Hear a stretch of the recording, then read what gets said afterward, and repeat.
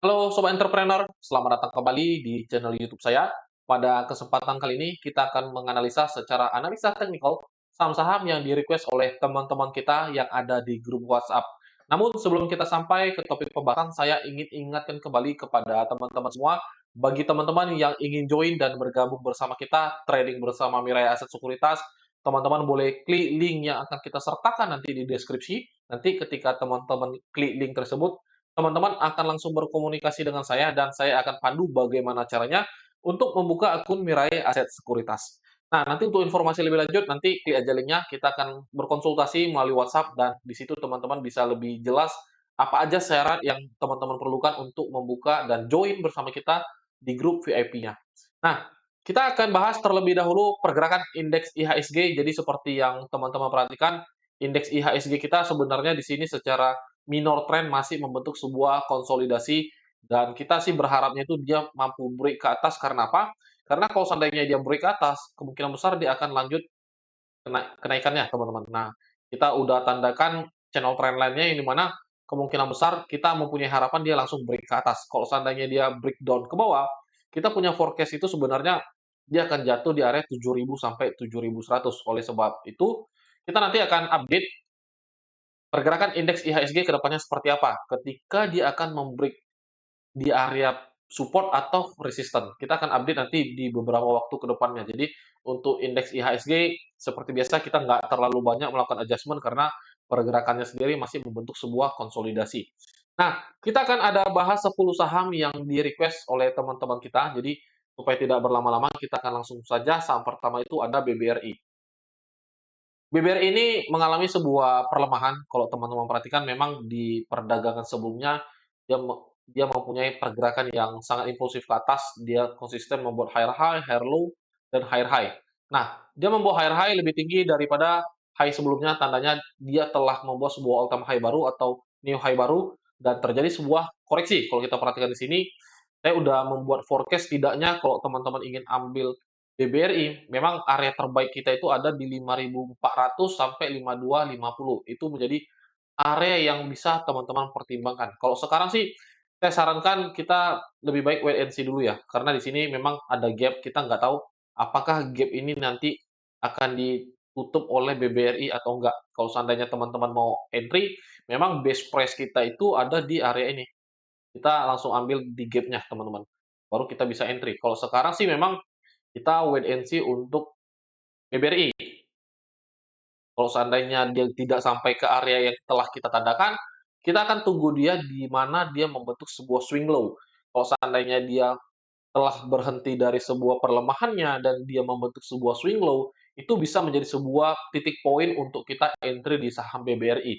Kalau sekarang sih saya sarankan kepada teman-teman semua, kita lebih baik stay away aja, kita tunggu dia pergerakannya membentuk sebuah structure baru yang seperti apa. Ketika dia membentuk sebuah structure baru, dia membentuk sebuah new swing low, baru kita bisa melakukan adjustment kembali secara analisa teknikal.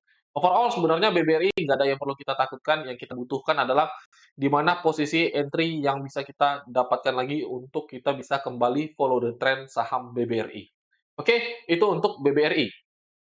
Selanjutnya TPIA. TPIA di sini teman-teman perhatikan dia telah ter-unfill order area supply. Jadi ketika teman-teman memperhatikan saham-saham seperti ini, saya sarankan sih lebih baik jangan terlalu agresif dan juga jangan terlalu FOMO. Ingat ketika harga sudah mendekati area resisten, saya sarankan kepada teman-teman jangan terlalu agresif.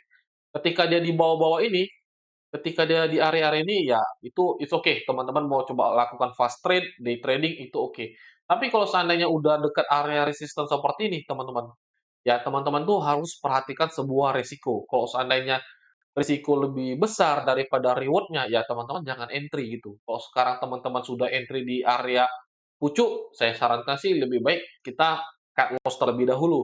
Lebih baik kita kehilangan mungkin sekarang 500.000 atau kita kehilangan sejuta, daripada nanti teman-teman nggak cut loss, ternyata nanti di kemudian hari justru hilangnya bisa sampai 2 bahkan 5 juta. Nah, oleh karena itu teman-teman harus perhatikan ketika teman-teman entry, lihat area entry-nya di mana. Kalau seandainya dekat area supply, saya sarankan jangan beli, teman-teman. Justru tunggu dia terjadi sebuah penetrasi. Tunggu dia terjadi sebuah penetrasi, ya kan? Terjadi sebuah penetrasi baru teman-teman bisa entry. Kalau sekarang jangan dulu. Kalau di posisi sekarang saya sarankan wait and see. Bagi teman-teman yang belum punya barang, wait and see.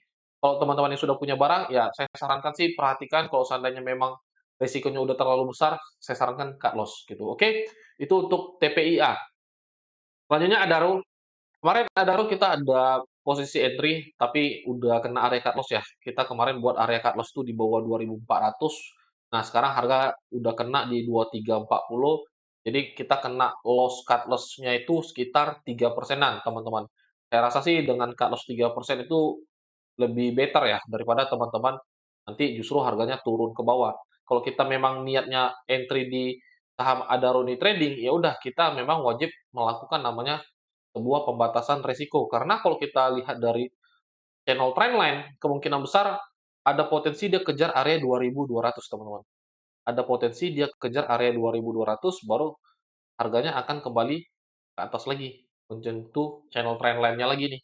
Jadi kalau sekarang sih saya sarankan kepada teman-teman yang sudah punya barang, ya udah kita cut loss terlebih dahulu. Kalau seandainya memang kita niat masuk ke market Adaro ini, kita memang trading, kita entry-nya dengan metode technical analysis, keluar metode biasanya kalau seandainya yang berani cut loss, berarti teman-teman nggak ukur rasionya, itu yang berbahaya gitu. Dengan technical analysis saham Adaro yang seperti sekarang, ya nggak ada alasan kita untuk tidak melakukan cut loss. Tapi kembali ke teman-teman, kalau seandainya teman-teman punya planning lain, teman punya planningnya itu jalankan. Tapi kalau kita bicara technical analysis, dia udah break support, di sini terjadi sebuah pullback, dia tidak mampu kembali, ya udah kita lebih baik melakukan yang namanya pembatasan risiko terlebih dahulu. Oke, itu untuk Adaro. Selanjutnya PTRO. PTRO ini salah satu saham yang sama dengan Bapak Prajogo Pangestu. Kalau saya tidak salah, ini saham juga dipegang dari saham cuan ya. Kode emiten cuan telah masuk ke saham PTRO. Di sini kalau kita lihat secara technical analysis telah terjadi sebuah penetrasi ke atas, harga break area channel trendline. Nah, ini terjadi sebuah koreksi. Di sini teman-teman perhatikan terjadi sebuah koreksi, kita tinggal menunggu di mana timing posisi entry yang tepat. Nah, kalau kita lihat memang ini menjadi area best price. Ini menjadi area best price kalau teman-teman ingin memang trading di saham PTRO. Jadi kalau memang mau entry, saya sarankan tunggu di area 5.100 sampai 49, sebenarnya 4.900 ya, kita lihat dulu. Nah, kurang lebih sampai 4.900 nih, teman-teman, area toleransinya. Jadi kalau seandainya teman-teman memang mau trading di saham PTRO, kita coba swing, ini menjadi area yang bisa teman-teman perhatikan gitu. Jadi kita wajib menunggu dulu terjadi sebuah penetrasi harga ke bawah, masuk ke area demand kita, oke, baru teman-teman bisa entry. Kalau sekarang kita lebih baik menunggu dulu teman-teman. Kita tunggu terjadi sebuah penetrasi harga memasuki demand baru teman-teman bisa pertimbangkan dan cut loss di bawah 4.900. Oke, itu untuk PTRO. Selanjutnya ada Dewa. Nah, Dewa ini teman-teman perhatikan, kita bahas secara analisa teknikal ya. Kita bahas secara analisa teknikal di sini harga dari 50 penetrasi harga landing ke atas ya. Harga landing ke atas di sini terjadi sebuah peak pertama.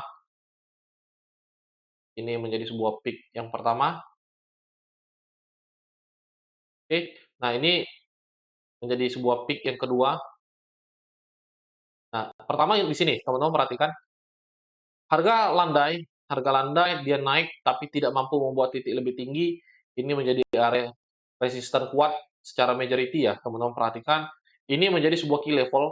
Ini sebuah key level yang dimana ketika dia landai ke bawah, dia nggak boleh turun di bawah ini. Kenapa? Karena kalau seandainya turun di bawah ini, menjadi sebuah new structure, teman-teman. Terjadi sebuah potensi reversal harga. Nah, di suatu waktu, harga penetrasi harga ke bawah nih.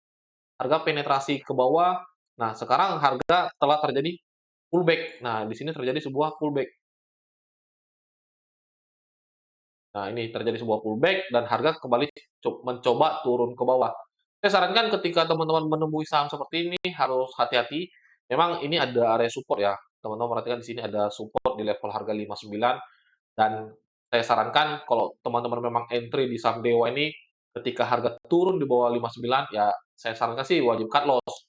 Karena secara teknikal kita nggak ada alasan untuk coba hold ini saham, teman-teman. Kalau seandainya dia benar-benar break besok, dia break ya kemungkinan besar validasi untuk ke 50 besar gitu. Jadi sekarang teman-teman wajib jalankan dengan trading plan dan juga money management yang matang gitu, supaya teman-teman ketika plan-nya tidak sejalan dengan pergerakan market, baru teman-teman wajib melakukan namanya cut loss.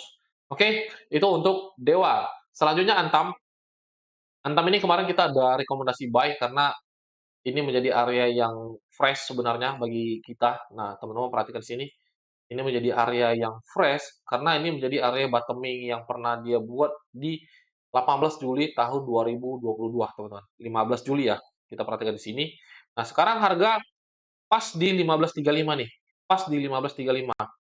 Nah, yang menjadi negatifnya adalah dia turun dibarengnya dengan volume nih, teman-teman perhatikan di sini, harganya terjadi penurunan tekanan jual di sini kita perhatikan ya, terjadi sebuah penetrasi volume yang meningkat, tandanya penurunannya ini beberapa hari kemarin seminggu ya, ini 1, 2, 3, 4 terjadi sebuah distribusi. Nah, sekarang kalau teman-teman perhatikan memang debat pemilu kemarin menunjukkan bahwa dikatakan hilirisasi Indonesia itu dibilang terlalu ugal-ugalan sehingga mengakibatkan oversupply nikel, sehingga harga nikel kembali menjadi sebuah komoditas yang tidak berharga.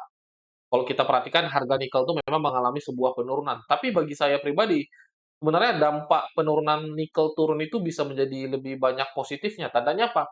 Tandanya ketika orang ingin memproduksi suatu barang dengan bahan dasar nikel, tandanya beban produksi mereka akan jauh lebih rendah. Tentu, sektor ekonomi jauh lebih, efisien ya ketika harga bahan produksinya jauh lebih rendah gitu. Nah, sekarang tinggal bagaimana, eee, pihak-pihak perusahaan atau pihak-pihak emiten yang memproduksi nikel bisa, lebih memperbesar marketing mereka, teman-teman, atau sales mereka. Nah, kita tinggal tunggu bagaimana cara mereka meningkatkan sales mereka yang di mana Eee, harga nikel tidak sebagus tahun-tahun sebelumnya tuh. Nah, jadi kita tinggal tunggu bagaimana strategi mereka sebenarnya. Nah, memang sekarang kalau kita perhatikan, sentimen itu menjadi sebuah sentimen negatif. Kalau teman-teman perhatikan sekarang Indonesia itu menjadi sebuah, provokator yang di mana provokator itu membuat harga nikel itu jadi tidak berharga atau bisa dijadikan oversupply, teman-teman. Sekarang nikel itu di dunia ini menjadi, barang yang oversupply. Nah, sekarang kalau kita perhatikan itu menjadi sebuah sentimen yang negatif. Oleh karena itu, pasar pada saat ini contohnya di saham Antam memang mengapresiasinya, mengapresiasi secara negatif, tapi kita nggak tahu pergerakan ke depannya nanti akan seperti apa, teman-teman. Kita nggak tahu pergerakannya seperti apa. Nah, kalau kita bicara teknikal, ini ada area support di 15.35, yang di mana sekarang dia closing juga di 15.35. Kalau seandainya besok dia turun di bawah 15.35, teman-teman, kalau seandainya dia turun di bawah 15.35, saya sarankan kepada teman-teman yang punya barang, kita wajib exit terlebih dahulu. Kita lakukan pembatasan resiko terlebih dahulu. Kita akan ambil di bawah, teman-teman. Kita akan coba bottoming lagi di bawah daripada teman-teman nggak rela cut loss, justru harganya akan makin drop itu jauh lebih parah. Kalau seandainya teman-teman yang sudah punya barang, lebih baik kita tunggu structure baru terbentuk sehingga menjadi sebuah konfirmasi kita entry dengan lebih konservatif. Kalau sekarang sih bagi teman-teman yang belum punya barang, wait and see. Bagi teman-teman yang sudah punya barang, saran saya kalau seandainya besok harga turun di bawah 15.35, ya kita wajib melakukan namanya pembatasan resiko. Kalau seandainya teman-teman tidak rela cut loss, ya setidaknya jangan di average down dulu, teman-teman. Ingat, jangan di average down dulu sampai sebuah tanda-tanda distribusi sudah mulai terbatas. Kalau sekarang sih belum ada tanda-tanda distribusi sudah mulai terbatas. Jadi oleh karena itu kita lebih baik menunggu momentum yang tepat. Saya sih pribadi ya, eee, melihat nikel ini kemungkinan besar akan jauh lebih positif ke depannya ya. Apalagi kalau teman-teman tahu bahwa mobil listrik dari China, saya lupa apa namanya, itu yang menyebab sebuah sentimen negatif terhadap Astra International kalau teman-teman baca.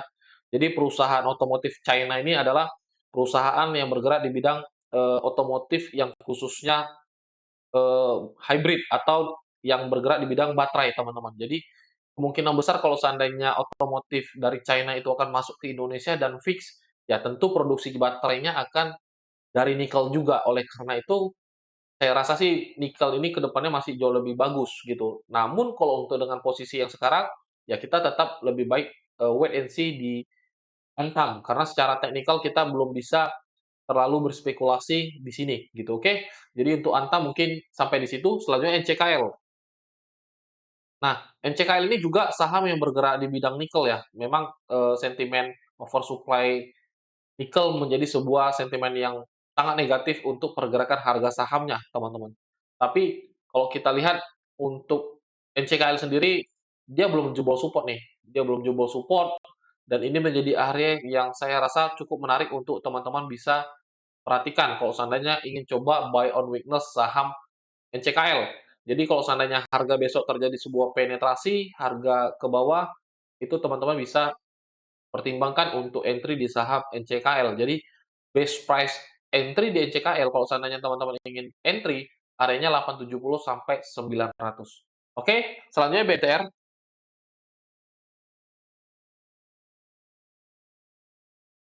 Ya, kita lihat BMTR. Nah, saya hapus dulu. Nah, ini BMTR di sini teman-teman perhatikan ya, secara tren dia negatif, dia turun. Kalau kita perhatikan di sini dia terjadi sebuah penurunan. Nah, kalau kita lihat ini menjadi sebuah bottoming dia, teman-teman. Ini menjadi sebuah area bottoming dia. Nah, kalau seandainya teman-teman ingin spekulasi sih, saya rasa cukup menarik. Kenapa? Karena di sini kalau kita perhatikan sejak 13 November, dia tidak membuat new low lagi. Nah, saya rasa sih ini menjadi sebuah momentum yang menarik untuk teman-teman lakukan buy on weakness dan perhatikan harga tidak boleh turun di bawah 250. Kalau seandainya harga turun di bawah 250, kemungkinan besar dia akan melanjutkan penurunannya. Oleh karena itu perhatikan trading plan-nya, batas resiko kita ketika harga turun di bawah 250. Selagi harga di atas 250 secara teknikal dia ada potensi untuk rebound atau bahkan reversal, teman-teman. Oke, itu untuk BMTR. Selanjutnya BSDE. Nah, BSDE kemarin kita harapkan di sini terjadi sebuah swing low ya, tapi justru harganya tidak membentuk sebuah swing low. Saya hapus dulu gambarnya. Kita lakukan adjustment untuk analisa ulang saham BSDE. Sorry. Nah, BSDE saya rasa ini cukup menarik untuk teman-teman coba spekulasi untuk trading buy karena cut loss-nya di bawah 1000. Jadi kalau besok juga terjadi sebuah penetrasi minimal di 1020, ya saya rasa sih oke, teman-teman. Saya rasa oke untuk teman-teman coba spekulasi buy. Nah, sekarang kalau kita lihat, kalau seandainya besok teman-teman entry, nah cut loss-nya juga hanya sebesar 3,6. Jadi besok di open market pun teman-teman mau entry masih oke karena cut loss-nya di bawah 1000 kurang lebih hanya sebesar 3,5%. Dan saya rasa menarik secara risk to reward ratio gitu. Oke, jadi untuk BSDE menarik untuk teman-teman lakukan buy on weakness karena secara areanya cukup menarik untuk kita perhatikan. Saham terakhir tuh ada BBYB. Saya hapus dulu gambarnya. BBYB kemarin terjadi sebuah penetrasi, harganya break sebuah key level penting. Ini teman-teman perhatikan, ketika dia break, dia turun dengan cukup signifikan. Nah, ini turunnya teman-teman, ini dia turunnya membentuk sebuah potensi divergen nih. Teman-teman perhatikan, dia ada sebuah potensi divergen untuk harga rally. Nah, sekarang kita perhatikan aja cut loss-nya di bawah 320 nih. Kalau teman-teman mau coba spekulasi, sebentar. Kalau 320, cut loss-nya berapa persen ya? Kita perhatikan dulu. Nah, it's okay sih kalau teman-teman perhatikan besok terjadi sebuah penetrasi lagi, cut loss di bawah 32, sorry, di bawah 324. Jadi saya rasa sih menarik untuk teman-teman perhatikan gitu sebentar ya. Nah, jadi untuk BBYB saya rasa menarik karena ini ada potensi divergen, teman-teman. Kalau kita ubah time frame H4, nah ini dia ada potensi divergen gerakannya nanti. Dan nanti ada potensi begini, baru dia rally. Ini ada divergen nanti. Kalau teman-teman perhatikan time frame-nya. Nah, ini ada potensi divergen dan harga rally. Dan saya rasa sih untuk buy on weakness, tapi ini cukup menarik untuk teman-teman perhatikan. Yang penting kalau harganya turun di bawah 324, ya udah kita wajib melakukan namanya pembatasan resiko di saham BBYB. Oke, mungkin ini aja 10 saham yang saya bahas di video ini. Semoga saham-saham yang kita bahas di video ini menjadi sebuah insight yang positif dan juga bisa menjadi sebuah referensi kepada teman-teman semua. Bagi teman-teman yang ingin join bersama kita, trading bersama Mirai Aset Sekuritas, kembali saya ingin ingatkan, klik link yang kita sertakan di deskripsi, nanti teman-teman akan kita pandu bagaimana caranya membuka akun Mirai Aset Sekuritas. Sampai di sini videonya, sampai jumpa di video-video selanjutnya. Salam entrepreneur.